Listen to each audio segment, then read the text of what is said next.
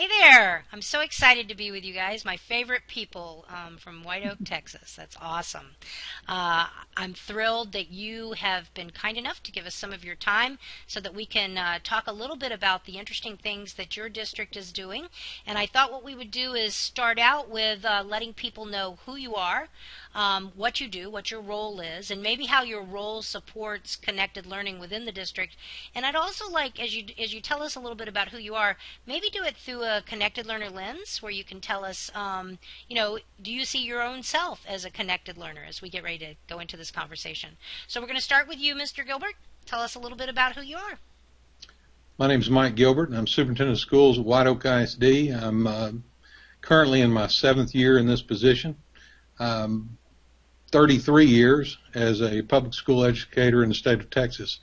As far as my journey as a connected learner, I've come a very long ways from a person that was not very interested in the technology end of things to a person that understands that what we're doing now and preparing our kids for the 21st century is the most vital operation that we'll have at the school. My part in that, or I guess my job in that process, is basically to open doors and facilitate the needs of Ms. Neely and Scott Floyd, Michael Grass, and others at White Oak ISD, and just give them a platform where they can do what they need to do for our kids. I guess my job is to clear obstacles, I guess would be the way I'd look at it. All right, wonderful. So nice to meet you. All right, I'm Mitzi Neely, Assistant Superintendent for Curriculum, Instruction, and Assessment at White Oak ISD. My 3rd year here in the district and my 33rd year in education as well. And it's just an incredible experience to be a part of this process in our school district. I had a good bit of experience with technology, but to say it matched in any way, shape, or form what we have here as a district, it will blow you away with what the opportunities are here for our kids and the availability of what we have and where we're headed. I'm just very blessed to work in a very forward-thinking district who values that 21st century education and today's learner. So it's just a combination of technology, curriculum. Mr. Gilbert gives us a lot of autonomy to move forward with where we're headed. All right. I am Scott Floyd. I am the entire instructional technology department here in White Oak ISD. This is my 17th year in education, all of which have been here in White Oak. And my job is to support and enhance any programs put in place, integrating technology into our curriculum and our learning processes by our staff and or students. And I have the opportunity to work in classrooms with kids on a regular basis, and then I work with staff either individually or in larger groups, and sometimes in a virtual environment. So I'm very fortunate in that manner that I have all those opportunities. Now, Scott, you and I have known each other from being connected in online spaces. Can you tell me a little bit about yourself and how you see yourself as a connected learner? Sure.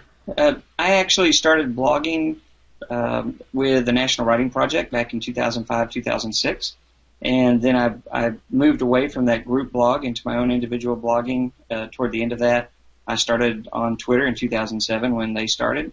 And I've been connecting with thousands of very intelligent education folks all around the world, as well as people from other industries that benefited our staff and our students.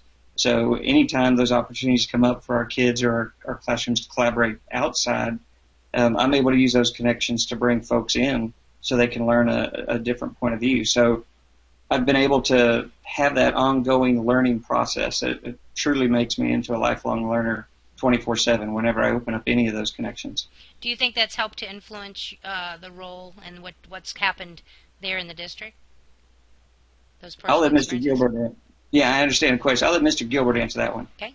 Oh, I don't think there's any doubt that that's influenced a lot of the things that we do here, because I actually pulled Scott out of the classroom to put him in the position of instructional technology director for the purpose of changing instruction.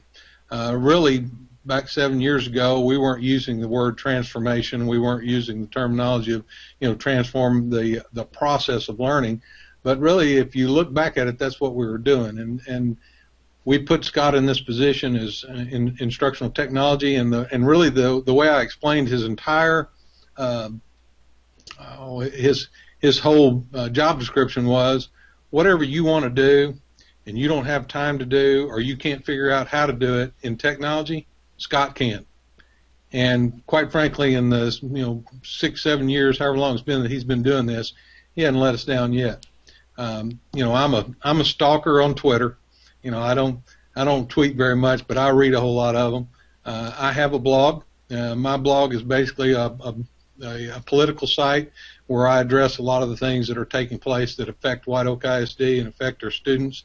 And I think it's very informative for about the 7 or 8 people that read it. And so just he again, and then just the things that I do to communicate with email, text messaging, all those kind of things are a lot of that can be credited to what I've seen in Scott. So, do you think it's important for a superintendent to be a connected learner? Only if he wants his district to be a connected learning district, and only if he wants his teachers to feel comfortable about the fact that they can try things and not do well and back up and start again. If a superintendent or if someone like myself wants to foster an atmosphere where people are not afraid of failure, then they've got to show them, that superintendent, me, I have to show them that I have a very strong ability to fail myself. All right, thank you for that. I think that's a very brave statement for superintendents to understand that it's through that failure that we really do learn the most. So, Ms. Neely, I was wondering if you could tell me a little bit about your district and help me understand a little bit about the setting that you're in and the number of kids you have. In Texas, we're considered a Class 2A district. We have about 1,420 kids, thereabout. 100 teaching staff, but a total of about 175 staff across the district, including all job descriptions. We serve 4 campuses, a high school, a middle school, an intermediate, and a primary school. And I serve 4 principals, the 100 teachers that are on the teaching staff, and curriculum and technology work very seamlessly together for the instruction side and the technology side to get our teachers what they need. Scott and I visit a lot of classrooms. We work with a lot of teachers, one-on-one, model for them, work with kids, whatever they need. And that's what we really stress here. Awesome. So I know that your district has been leading in the connected learning space for quite some time now. I was wondering if any of you would tell me a little bit about some of the journey and some of the interesting things that you're doing around connected learning and seamless global interaction. Okay. All right, Scott, you want to kick that off? Sure. We actually were recognized by our Texas Education Agency as one of the top instructional technology schools or school districts in the state. So we are what they call a Power on Texas school. And they brought in a camera crew for 3 days and videoed the work that our staff and our students were doing, followed them around. It really was neat to watch that process because it really didn't bother the kids that they were on camera. They just kept doing what they were doing. So they were so used to producing content at that point that it didn't make a difference to them that other people were watching them produce that content. And we were able to we were very fortunate in that our youngest campuses, our primary and our intermediate campus, they bought in early into the process. So those kids were immersed in being public with their learning. And that really helped in the secondary campuses as they moved up.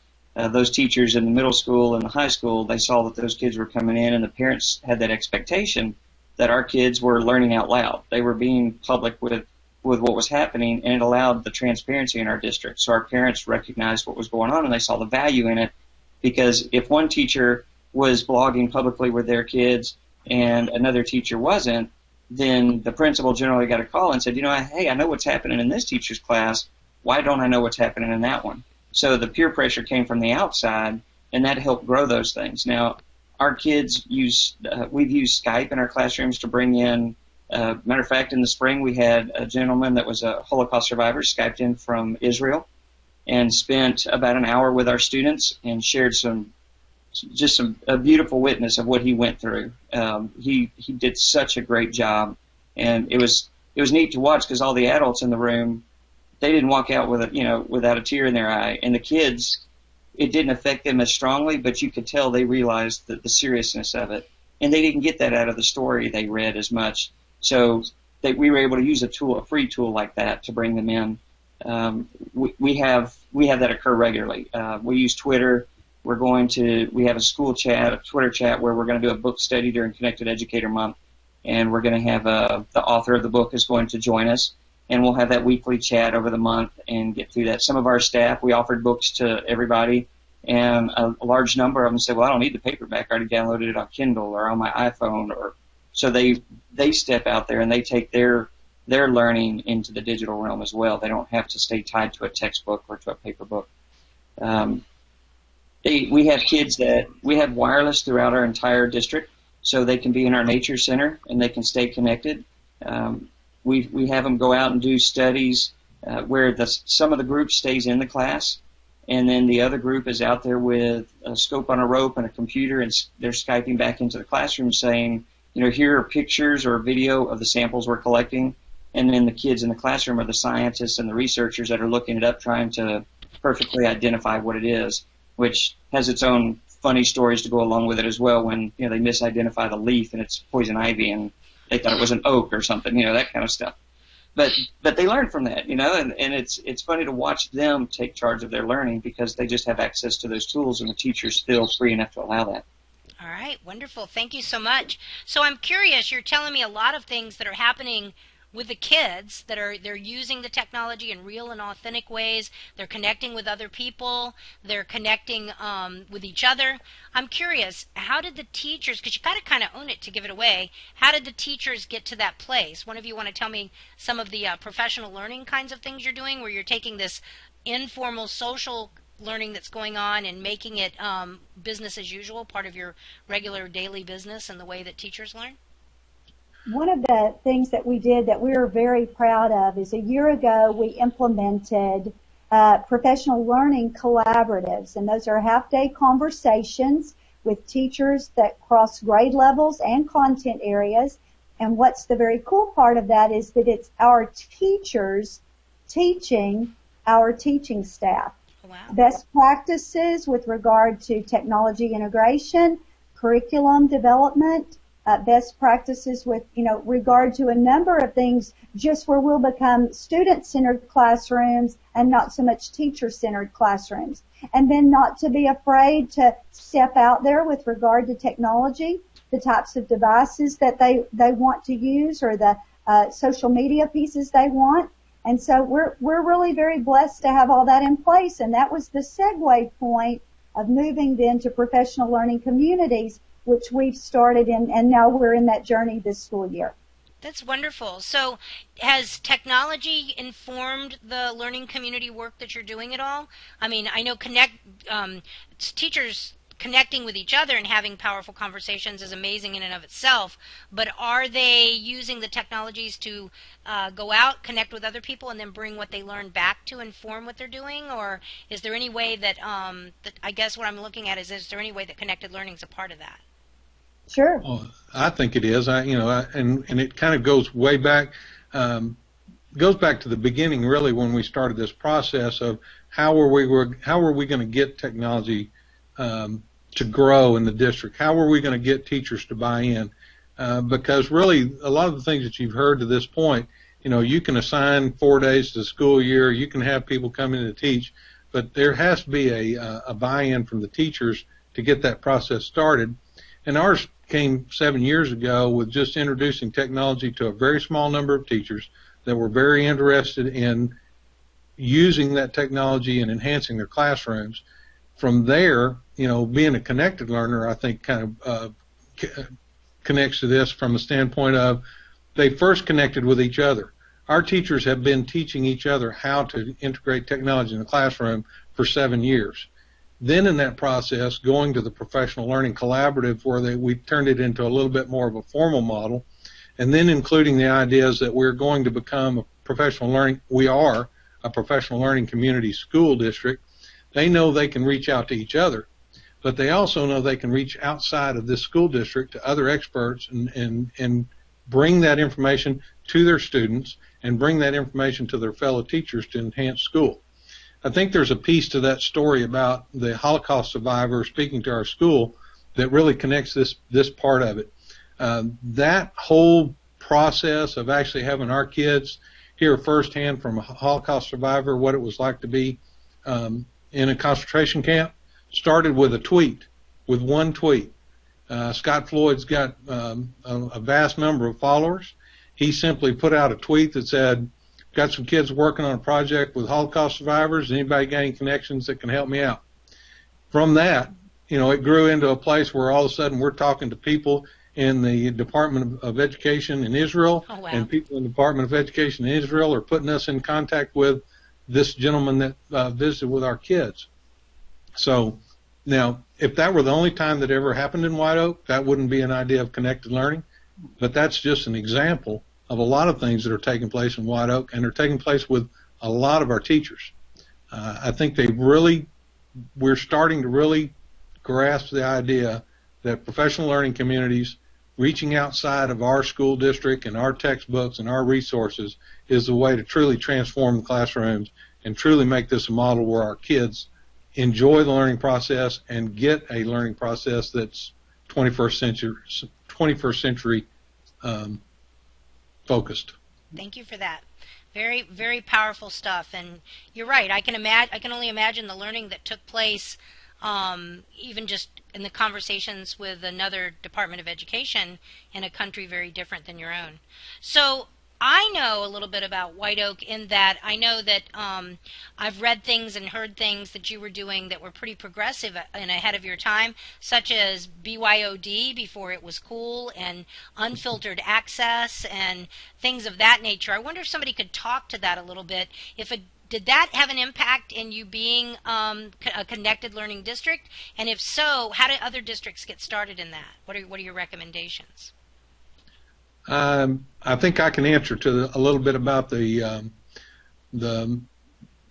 I guess for lack of a better term, what some people describe as risk taking in regards to our network and the open access that we give to our teachers. It's very difficult to get a teacher to buy into the idea that we want them to be 21st century teachers, and we want our students to be 21st century learners, and we don't allow them to access any 21st century tools. Web 2.0 tools, those things that are taking place in other classrooms. So early on in this process, the decision was made that our entire network would be open. When you come to White Oak ISD and you want to get on the network, you turn your computer on. You don't have to have a password to get on. And as presenters like yourself and others have come into the district, that's been something. Others come in, it seems to be special to them, and so I guess we take a little bit of pride in that. It just goes to the idea of how much are you going to trust the people that you have in the classroom with your students. We're not going to tighten the screws down on filters. We're not going to be the people that decide whether or not they use content. We're going to let professional educators in a professional education setting of the classroom make those decisions about what's best for the kids. And we're going to be comfortable in the process of supporting them in that role. I wonder, and then I know some of the others will probably want to weigh in, but I wonder if you could tell me, do you think trust, treating teachers like professionals, we hear so much about student agency, but I'm hearing teacher agency. Do you think that had a lot to do with the ability for your district to move to where it is now in this culture shift? Well, I'll let both of them speak to this too, but I can tell you this.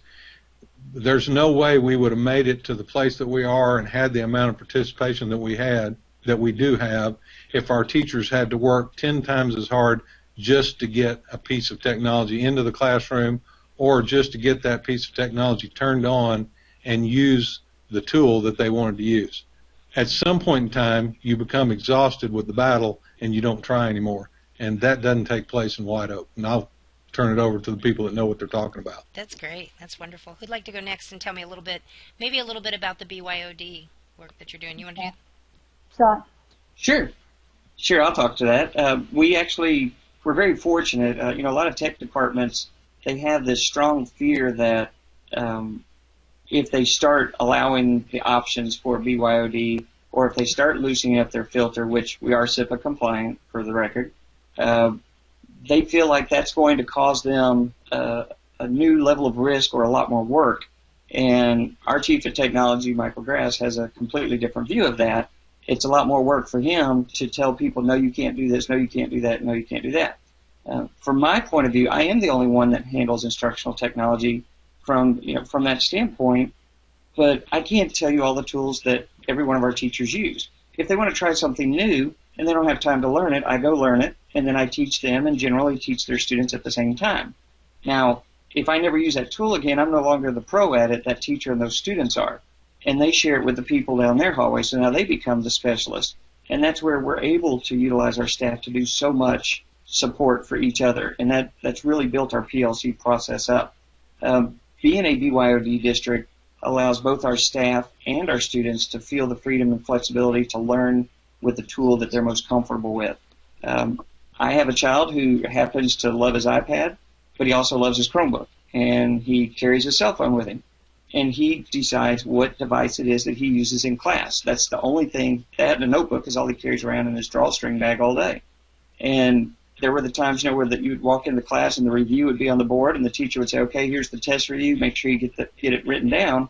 And he walks up there with his iPad, snaps a picture, and sits back down and says, "Okay, what's next?" So it's made him more efficient as a learner. It's made our teachers more efficient as instructors and facilitators of that learning.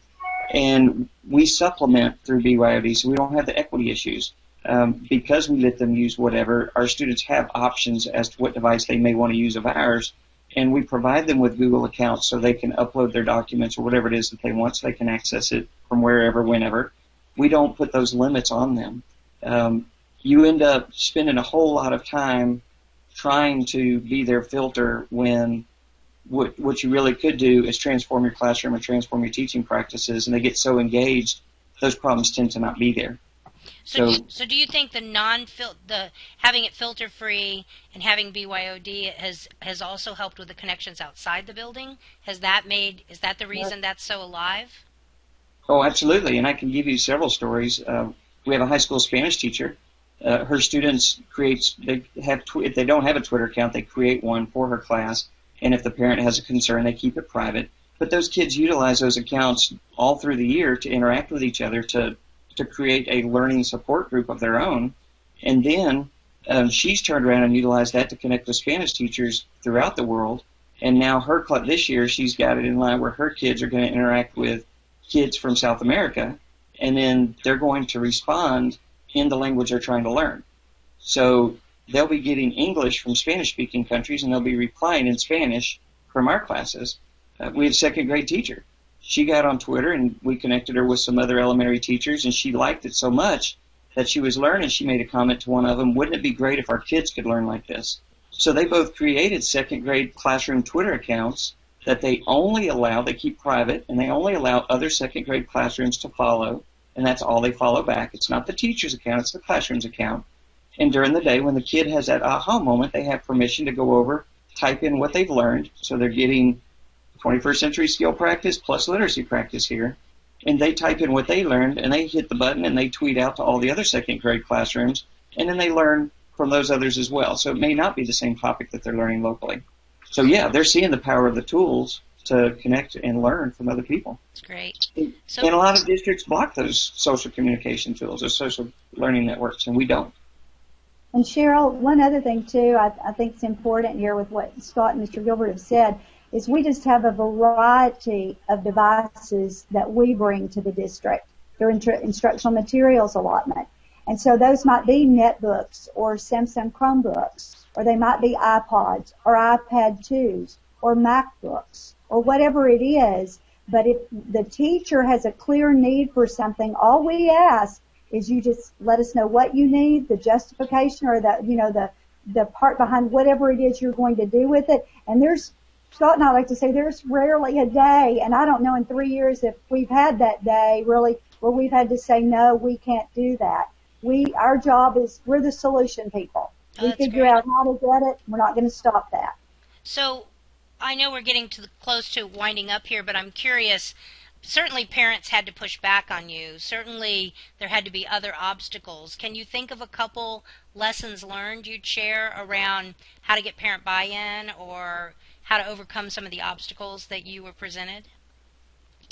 I think I can speak a little bit to some obstacles with parents. And to be real honest with you, the other thing that we've worked on a great deal in White Oak, along with transformation of the classroom and introduction of technology into the education process, is we've been very focused on transparency in the district. From the very beginning, we've tried to make everything that we do as accessible and as open as we can to parents, so there aren't any surprises from the beginning. That includes, we've got a long-running history of blogs from our teachers and our campuses to tell information that's going on at school. As a matter of fact, in our kindergarten through fifth grade, signing up for a blog is a station in the registration process. You will not get out of the building until you're registered for your teachers, for the blog of the teachers that have your student, to keep that going on. So they see the technology being used in that way, and that gives them some comfort about what's happening. Now, have we had issues? Yes, we have. Have we had students that got somewhere that they weren't supposed to get? Yes, we have. And we dealt with that the same way we would in any other case. But one of the things that we've been able to point out, and working through the school board and through campus principals and all of our parents, is, to my knowledge, every issue that we've had of someone going to an inappropriate site, which I can count those on one hand in the last 7 or 8 years, has been an issue where they brought that site to school. They knew what they were looking for before they came to us, and they tried to find a way to get around our filters to get to it. So then, really the conversation comes back to the methods that you use to prevent those things. And the main method that we use, and the one that we tout as being most successful in White Oak, is a professional educator that's actively involved in monitoring the activities of students. That's our filter. That's how we make sure our kids are safe on the internet. And really, whether you've got the best filters and you've got cranked down as tight as you can, or no filters at all, that's truly the only thing that you can count on in that process. All right, excellent. So final words. What piece of advice would you give a district that is where they are and they want to be where you are? How do they get started? Well, let me tell you, from our department of technology, what helped us was that we decided we weren't going to be a server farm. Forward thinking by Michael Grass. We no longer house servers here. All of our data is out in the cloud, so all we do is provide bandwidth, which that allows us to provide those devices in the classroom because we reallocated that money. We put it in the hands of the learner instead of trying to control the process of their learning. They're in charge of it, and now they can access their data anywhere at any time. And we utilize sources out there that have strong security backups, and the kids don't lose their data, the staff don't lose their data. They know that they can access it from anywhere, and they're very comfortable with that. And that's been a big benefit because, like Mr. Gilbert said, we try to make ourselves as transparent as possible so our students have those same blogs and they embed their products in there. So I would say quit thinking, I've got to protect my department, I've got to be the big filter, guardian for all the kids, because our teachers do such a good job at that. We hire, my favorite line of Mr. Gilbert is, we hire professionals. Yeah. Plain and simple. Absolutely. And from the curriculum side, Cheryl, probably the greatest piece here too for that side is that the focus is about transforming the classroom. We've provided our teachers with a number of tools and resources and strategies that are built into those pieces that will help them do that. Much of that technology integration is a huge part of that, but also too the resources that they are able to bring that curriculum to life, to facilitate that learning, and for it to be for today's learner. That's great. I think I would probably finish that up by, making a couple of statements. Number one, don't put a timeline on this. That's probably the most important thing that you can understand about this process. 7 years ago, we created a vision here that we were going to have technology in the classroom. We were going to put things in the hands of our teachers that would affect the learning of our students, and we were going to create an atmosphere where our kids were 21st century learners. In that process, I was prepared, and the people that were in the conversation with me were prepared to allow that to take as long as it had to take. We were not going to require the use of technology. We were not going to mandate that so many things were done before a midterm or whatever. And quite frankly, if we were here 7 years later and we had 10 teachers that were using technology and 90 that weren't, we're going to go about the process of celebrating the successes of the 10. And that would probably be the second part of what I would say in this process. As an administrative staff, from the superintendent on down, you've got to be willing and prepared to celebrate victories, and those may be small or big. But in our case, when we've taught most of our teachers the process of project-based learning and inquiry-driven instruction, and when our kids have a project and they're about to do a presentation in 6th grade in the library, you can bet the superintendent of schools and assistant superintendent and the mayor of White Oak and the fire chief and whoever is going to be in that room with them, and we're going to be excited about what they're doing. That helps, that's validity to the students, and that's confirmation to the teachers that what they're doing is important, and that's how that's how the process grows, because there's buy-in. That's super. Well, I can't tell you how much I appreciate your time and energy. I think what you've shared is of real value, and I think you've given us some clear steps on how we can move towards the kind of success that you've had. I want to celebrate White Oak's success, so congratulations on everything that you've done, and thank you for meeting with me today. Bye, everyone. Thank you, Cheryl. Take care.